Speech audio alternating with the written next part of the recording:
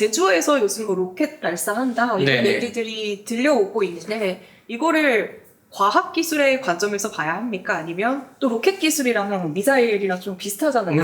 어떤 관점에서 봐요? 두 개가 아주 긴밀하게 엮여 있습니다. 네. 이게 항상 이중용도 기술이라고 하죠. 군사 목적과 민간 목적이 엮여져 있는데 지금 제주에서 발사하고 있는 거는 굉장히 강한 겁니다. 우리가 일반적으로 이제 우주 발사체로서 나로 같은 거 발사하는 거 많이 보셨을 텐데요. 네. 이런 것들은 고흥 나로도에서 발사하지 않습니까? 근데 지금 제주에서 발사하고 있는 거는 그런 것과 달리 고체 연료 로켓을 지금 발사하고 있습니다. 이 부분이 굉장히 중요한데요. 네. 이 고체 연료 로켓이 바로 미사일 기술과 너무너무 밀접하기 때문에 그런 겁니다. 그러면 액체 연료가 있다는 말이잖아요. 네. 그럼 액체 연료랑 고체 연료 어떤 차이점이 있는지도 짚어주시죠. 네, 말 그대로 우리가 일반적인 우주 발사체, 이 나로 같은 걸 보면은 이 안에는 연료라는 게 있고 산화제가 있어요. 쉽게 얘기해서 우리 로켓은 이 우주 공간을 날아가는 그런 물체이기 때문에 연료만 있어도 되지 않습니다. 대기권 안에서는 산소를 이용할 수가 있겠지만 네. 제트 엔진처럼 우주에 날아가면 산소 자체가 없기 때문에 산소도 싣고 가요. 그래서 연료와 산화제, 산소를 공급할 수 있는 산화제가 같이 싣고 가서 이걸 태우게 되는데 말 그대로 액체 연료 로켓은 이게 액체 형태로 들어있는 겁니다. 네. 그래서 액체로 이 연소실 안에 펌프를 이용을 해갖고 이 안에 쏴줘서 그 연소실에서 태워서 이 제트를 뿜어내는 거고요. 고체 연료는 뭐냐면 이게 고체 상태입니다. 이 두 개를 갖다가 보통 섞어서 붙여놔요. 그게 이 엔진 안에 들어있어갖고 여기다 불을 붙이면 그게 계속 타들어가면서 제트를 내뿜는 거라고 보시면 됩니다. 네. 그러면 어떻게 보면은 고체 연료가 구조가 조금 더 단순하다고 봐야 돼요. 맞습니다. 훨씬 단순합니다. 액체 연료는 그 액체 상태를 취급하기 위해서 탱크를 간단하게 만들어야 되고요. 이 펌프, 이 펌프가 굉장히 또 어려운 기술이거든요. 이거는 뭐 영하 100수십 도이기 때문에 그 저온에서도 견딜 수 있는, 그러면서도 이 연소실은 또 온도가 수천 도까지 올라가는 이런 극과 극을 오가는 데서 잘 작동을 해야 되기 때문에 그 만들기가 되게 쉽지가 않아요. 근데 그냥 고체 로켓 같은 경우는 한번 불 붙이면 계속 그냥 타들어가는 겁니다. 별로 조정할 것도 없이. 그리고 또 제가 알기로는 액체 연료는 발사하기 전에 연료랑 산화제를 넣어야 된다고 하더라고요. 네. 그러면 이게 진짜로 미사일에 적합하지 않은 게 빨리 지금 막아내야 되는데 이거를 넣을 시간이 없는 거죠. 맞습니다. 우리가 아무래도 이동할 때 네.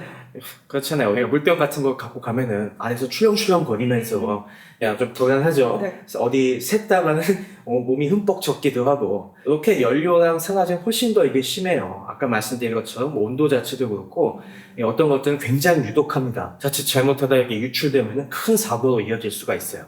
그래서 항상 이걸 딱 세워놓고 발사하기 직전에 주입을 해야 되는, 그러면 너무나 준비 시간이 많이 걸리기 때문에 여러 가지 문제들이 발생할 수 있죠.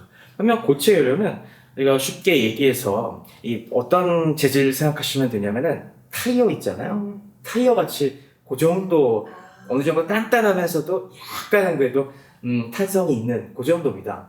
타이어 덩어리가 그 안에 들어있다고 생각하시면 돼요. 네. 그래서 뭐 아무리 흔들고 취급을 험하게 한다고 하더라도 크게 문제가 될 것이 없죠. 네, 여기까지 액체 연료랑 고체 원료에 대한 개념이 확실하게 잡혔는데 네. 중요한 건 우리나라가 원래는 미사일을 못 만들었었잖아요. 미국이 네네. 제한을 했었잖아요. 이게 지금 아예 규제가 다 풀린 건가요? 네, 지금은 다 풀렸습니다.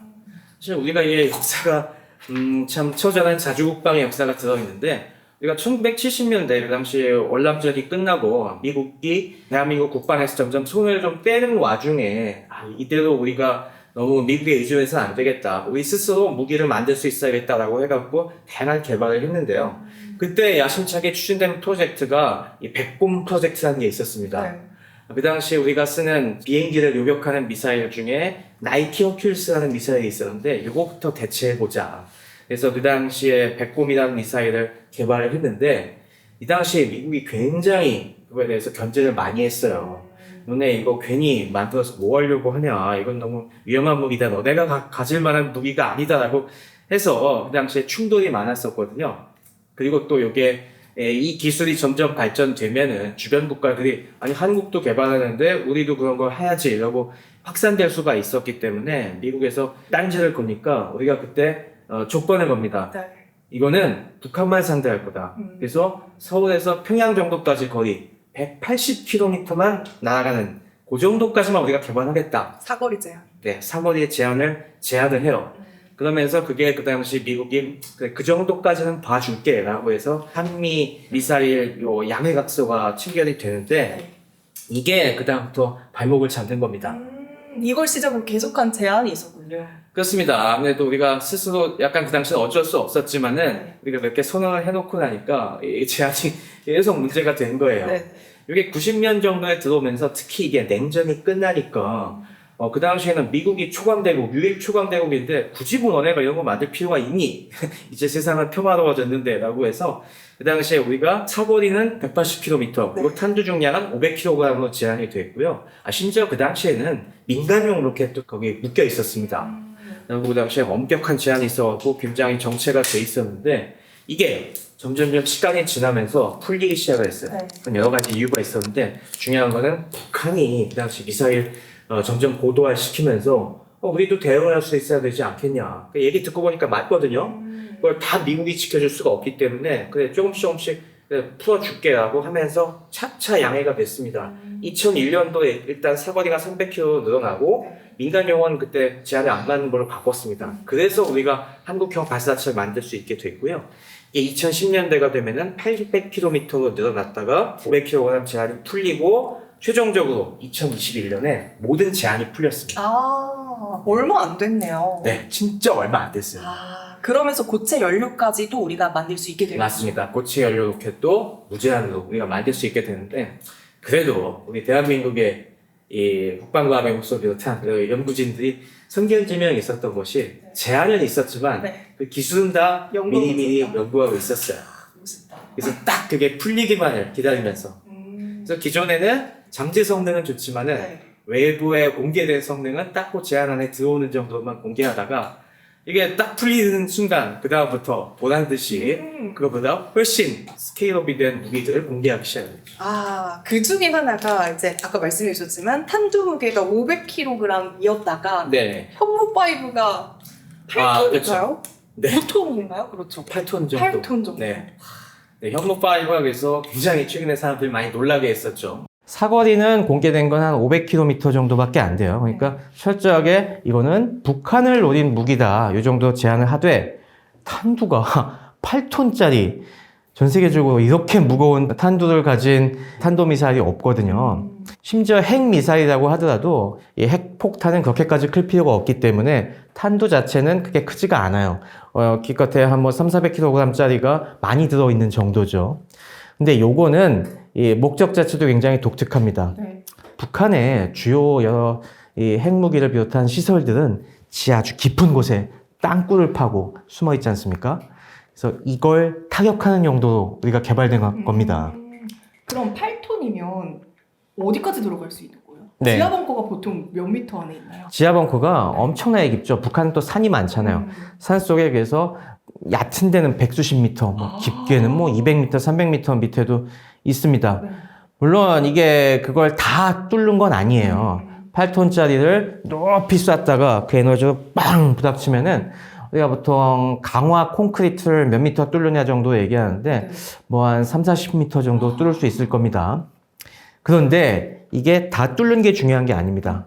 뚫고 내려가는 도중에 우리 대한민국과 한반도 지역은 화강암 만반이 많지 않습니까? 되게 단단해요. 그럼 이게 뚫는 도중에 이게 부딪히는 그 에너지로 인해서 이를테면 작은 지진이 일어납니다. 그래서 이걸 보통 지진폭탄이라고도 많이 합니다. 이게 그 충격으로 아주 강한 망치로 빵 때리면서 충돌 에너지가 안반을 타고 퍼져나가서 그 밑에 있는 지하시설을 뒤흔들게 되는 거죠. 그럼 민감한 시설 같은 경우는 에너지로 진동으로 인해서 많은 파손을 입게 되거든요. 바로 그걸 노린 미사일이라고 보시면 됩니다. 그리고 그거 외에도 이게 사실 거꾸로 생각을 해보면은 8톤씩이나 필요 없는 경우도 많거든요. 그런 경우에는 무게를 줄이면은 훨씬 더 멀리 나갈 수도 있습니다. 그래서 전문가들 얘기로는 이 탄두를 갖다가 보통 수준의 한 1톤 정도 이내로 줄이면은 사거리가 최대한 3,000km 정도까지도 보낼 수 있다고 얘기가 되고 있습니다. 그럼 이게 그 현무의 8톤이라는 건 네. 뭔가 폭발한다는 개념보다는 뚫는다는 개념으로 봐야 되는 거예요. 맞습니다. 이거의 상당수 무게가 네. 관통자라고 하죠. 그 탄체 전체를 갖다가 굉장히 특수 합금으로 만들어서 깨지지 않고 확 박힐 수 있게 그런 식으로 단단하게 만들고, 물론 폭약도 들어 있습니다. 들어가면서 또 한번 뻥 터져갖고 이 진동을 만들어내기 위해서 들어가 있는데 그렇게 많은 양은 아니에요. 그럼 재사용도 혹시 가능한가요? 재사용은 불가능하죠. 재사용은 네. 불가능한가요? 이렇게 꽂히면서 엄청난 충격을 내고 안에서 산산이 부서지기 때문에 재사용은 당연히 불가능합니다. 어떻게 보면 우리나라는 핵을 지금 보유하고 있지 않잖아요. 네네. 대신에 되게 강력한 무기가 있어서 어떻게 보면 좀 대항할 수 있는 무기가 될 수도 있겠다라는 생각이 들거든요. 물론 뭐 핵무기에 비할 바는 못 되겠지만은 우리가 북한이 갖고 있는 핵미사일이 우리에게 쏘지 못하도록 그 지하시설들을 무력화시키는 이런 수단은 갖고 있어야 되기 때문에 우리가 이런 좀 아주 독특한 미사일들을 갖게 된 거죠. 네. 그럼 다시 이제 제주 이야기로 다시 네네. 돌아와 봐서 제주도라는 지역도 이렇게 로켓 발사, 미사일 개발하는데 위치적으로 굉장히 좋은 거죠. 근데 아무래도 고체 로켓이 신뢰성을 확보하기 전에는 이게 잘못하다가는 통째로 폭발해버리는 경우가 생길 수가 있거든요. 그래서 보통 해상에서 실험을 하게 되죠. 네. 이 고체 연료 같은 경우는 그 안에 굉장히 이 연료와 산화제, 연료로 쓰는 거는 그거 자체 아까 이게 타이어 고무 같다고 했잖아요. 실제로 우리 자동차 타이어에 쓰는 그 재질이 들어갑니다. 그걸 액체 상태로 만들어서 이걸 알루미늄 분말이랑 섞어요. 알루미늄이 이게 뭐가 탄다는 거냐 생각하실 수 있겠지만은 이걸 고운 가루로 만들면은 이게 굉장히 폭발적으로 탈 수가 있습니다. 우리 쉽게 생각해 보시면은 금속이 탄다는 게 이해가 안 가시면 핫팩 생각해 보시면 돼요. 핫팩 안에는 철가루가 들어있잖아요. 철가루를 좀 약간 성기게 해갖고 천천히 반응을 시키면 이렇게 열이 나오는데 그걸 아주 곱게 만들어서 불을 붙이면은 어마어마하게 열을 내면서 탑니다. 거기서 엄청난 에너지가 나오는 거죠. 그런 게 고무랑 함께 들어가 있고요. 거기 또 과염소산 암모늄이라고 하는 또 그런 산소를 공급할 수 있는 물질을 같이 넣어서 잘 고무처럼 붙인 겁니다. 그래서 이게 안정하게 만들기까지는 굉장히 많은 실험이 필요하기 때문에 혹시나 터져도 안전한 해상에서 실험을 하게 되는 거죠. 그래서 이번에 우리가 5월 달에 그 실험을 또 하게 되겠지만은 거의 다 완성도가 올라왔기 때문에 그 과정을 거쳐서 완전히 신뢰성이 입증이 되면은 이제 이걸 가지고 이 위성을 쏘는데 앞으로 이용을 하게 됩니다. 와, 이제 제약이 풀린 이후에 우리나라도 이제 스스로 미사일을 만들고 있는데 네. 보통 제약회사들은 특허를 막 팔고 막 이러잖아요. 네. 혹시 무기를 만드는 것도 나라끼리 협력해서 뭔가 특허를 팔거나 이럴 수가 있나요? 기술 이전을 많이 하게 되죠. 아무래도 특허를 출원하게 되면은 네. 그 세부적인 정보가 공개가 되기 때문에 많은 군사 기술은 특허 자체를 안 내는 경우도 많아요. 그걸 갖다가 우리와 협력을 맺은 극히 일부 상대들에게만 아름아름 공개해 주는 경우들이 있죠. 그래서 뭐 그런 식의 방산 협력은 보편적인 거고, 하지만 이런 민감한 기술을 쉽게 내줬다가는 그렇죠.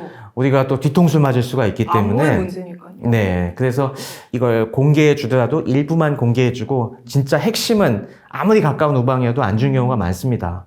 우리도 그런 자주국방을 이렇게 하게 된 것이 미국이 여러 핵심 기술들을 안 넘겨줬거든요, 절대로. 그래서 그런 부분들을 우리가 빈틈을 메꿔 가다 보니까 여기까지 우리가 기술을 쌓아 올리게 된 거죠. 네.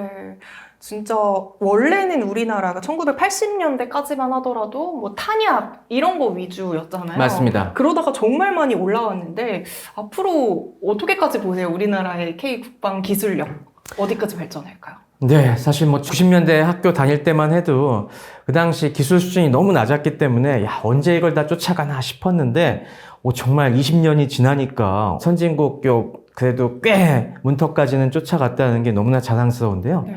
그만큼 많은 과학기술자분들의 노력이 있었죠. 그러면서 앞으로도 그런 우리 과학기술자분들의 뛰어난 역량이라고 하면은 점점 더 이제 거의 대등한 수준까지 올라가지 않을까 싶은데, 요즘 들어서 또 많이 주목하는 부분들은 바로 AI와 접목된 그런 기술들입니다. 요즘은 로켓 하나하나 이런 개별 무기들의 성능도 중요하지만은 이것들이 하나의 네트워크로 엮여서 긴밀하게 팀을 이뤄서 공격할 수 있는 하나의 시스템으로 만드는 게 중요하거든요. 이를테면은 드론 같은 경우도 요즘은 군집 드론 형태로 운영이 됩니다. 하나하나 드론은 맞추는 게 그렇게 어렵지 않아요. 하지만 이게 인공지능이 탑재돼서 10대, 100대가 나오면 얘기가 달라집니다. 요즘은 군집 드론은 어떻게 운영이 되냐면은 얘네들이 팀을 만들어 갖고 네. 너댓 대 10대 정도가 정찰조로 나옵니다. 그러면서 딱 저면서 그러면 우리가 요격을 하잖아요. 네. 그러면 이쪽은 여기는 지금 방어 무기가 있다. 그러니까 나머지 뒤에 후방에 있는 드론들한테 이쪽은 피해서 돌아가 이 지령을 내립니다. 그러면은 딱 목표가 있을 때 그것도 나눕니다.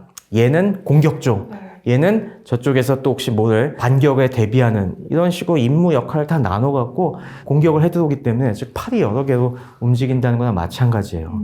그래서 이런 걸 원활하게 하면은 적은 비용에 이런 무기들로도 어마어마한 효과를 낼 수가 있습니다. 이런 거에는 AI 기술이 정말 필수적이죠. 이런 면에서 우리가 AI 기술을 많이 발전시키고 있고 또 우리가 반도체 강국으로서 전자기술을 갖고 있기 때문에 이런 걸 또 무기에 내장시키는 데 있어서도 어느 정도 유리하지 않을까 그런 기대를 하고 있습니다. 그래서 그런 면에서 많이 발전이 기대가 되고 있고요.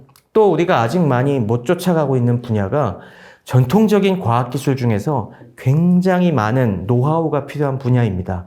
예컨대 제트 엔진 같은 경우. 이거는 아주 중요한 소재 기술 같은 것들이 접목이 돼야 되는데 그동안은 압축 성장을 통해서 많이 쫓아왔지만 부족한 부분들이 있었거든요. 근데 이 부분도 한 20년, 30년 우리가 꾸준히 노력하면은 그 부분도 쫓아갈 수 있지 않을까 기대를 하고 있습니다. 그럼 여기서 한 가지만 좀 궁금한 게 있는데요. 네. 제가 무기를 만드는 그 디테일한 과정을 잘 몰라서 그러는데 네. 이제 뭐 예를 들어서 전기차 배터리 같은 경우에는 뭐 리튬 뭐 이런 원료들이 되게 중요하잖아요. 마찬가지로 무기를 만드는 데 있어서 공급망에 대한 문제가 혹시 생길 수 있는 부분이 있나요? 맞습니다. 지금은 아무래도 글로벌 소싱, 전 세계에서 쉽게 모든 걸 사올 수가 없는 블로그 나와져서 냉전 시대처럼 뭔가 좀 갈라지고 있는 상황이기 때문에 그 부분이 굉장히 중요합니다. 이를테면 드론 같은 경우 네. 요즘 드론 산업에 있어서 전 세계를 장악하고 있는 게 중국이잖아요. 중국의 뭐 DJI 같은 회사들이 하부를 완전히 장악하고 있는데 그렇기 때문에 우리가 드론 무기를 만든다고 하더라도 중국산 부품에 의존하다가는 어느 순간 공급이 싹 끊겨서 못 만들 수가 있죠. 그래서 이런 면에서 우리 스스로 우리가 우호적인 국가들에서의 공급망을 확보할 이런 필요도 있고요. 모든 원료가 마찬가지입니다. 전차의 포탄이라든가 탄심이라든가 미사일 요격을 할 때 딱 맞추는 그 부분들 같은 경우들은 이런 텅스텐들이 많이 이용이 되는데 이 텅스텐을 많이 생산하는 국가 역시 중국 같은 국가들이에요. 그래서 요즘은 우리나라가 주목을 받고 있어요. 우리나라에도 상동광산이라고 전 세계적인 텅스텐 광산이 있는데 이게 우리가 과거 50년대, 60년대까지는 우리의 주요 수출 품목 중에 하나였는데 요즘은 생산성이 안 맞아서 오랫동안 채굴을 거의 안 했었거든요. 근데 최근에 다시 문을 열어서 가동을 하고 있습니다. 미국이 중국에서 텅스텐 공급이 끊길 수가 있으니까 우리도 공급망을 다시 확보해야겠다라고 해서 여기 투자해서 지금 상동광산이 다시 가동을 하고 있어요. 그러니까 이런 식으로 모든 부분에 있어서 앞으로 어느 나라와 어떻게 적을 맺게 될지 모르는 일이니까 그거에 대비한 백업을 해놔야 되는 게 현실입니다. 근데 진짜 복잡해졌네요. 네. 어떤 부분에서는 친해야 되는데 또 어떤 부분에서는 경계를 해야 되니까 맞습니다. 이거를 어떤 스탠스를 취해야 되는지도 굉장히 좀 어렵고 복잡한 부분인 것 같아요. 항상 우리가 겉으로는 웃으면서도 속으로는 최악을 대비하는 그런 자세가 필요하죠. 사실 국방이라는 게 다 그렇습니다. 항상 평소부터 야 너네 싸우자 전쟁하자 이렇게 할 필요는 없잖아요. 최대한 잘 지내려고 노력하지만은 만약을 우리가 대비하는 자세가 필요하듯이 모든 부분 지금 다 그런 것 같습니다. 항상 영원한 적도 없고 영원한 친구도 없다고 하는 격언을 되새기면서 만약에 그런 상황이 됐을 때 우린 그럼 어떻게 생존할 수가 있을 것인가에 대한 시나리오를 준비해야 되는 것이고 그런 면에서 K방산이 앞으로도 중요한 역할을 할 수 있을 것 같습니다. 이번에도 그 위력을 느낀 것이 이란 전쟁으로 인해서 호르무즈 해협이 봉쇄가 되면서 석유 공급이 한창 지금 쪼들리고 있는데 아랍에미레이트에서 도움을 줬지 않습니까? 최우선적으로 한국에게 원유를 공급해주겠다. 그 이유가 뭡니까? 천궁2 같은 우리가 방어 무기를 제공해주고 군사협력을 하니까 그 대가로 우리에게 자원을 제공해주는 거잖아요. 바로 이런 면이 중요한 것 같습니다. 우리가 앞으로 어떤 위기 상황이 벌어지더라도 이 방위 협력을 통해서 긴밀한 관계를 맺어놓으면 도와줄 수 있는 동아줄이 내려올 수 있는 거거든요. 그런 면에서 꼭 표면적인 경제적 가치 외에도 안보 협력, 경제 협력의 중요한 매개체로 K방산의 가치를 인정해줘야 되지 않을까 그렇게 생각합니다. 네, 여기까지 저희가 제주도에서 최근에 발사되고 있는 로켓 이야기, 미사일 이야기부터 시작해서 K방산이 앞으로 나가야 할 가치까지 알아봤습니다. 최승병 교수님과 함께했습니다. 감사합니다. 감사합니다.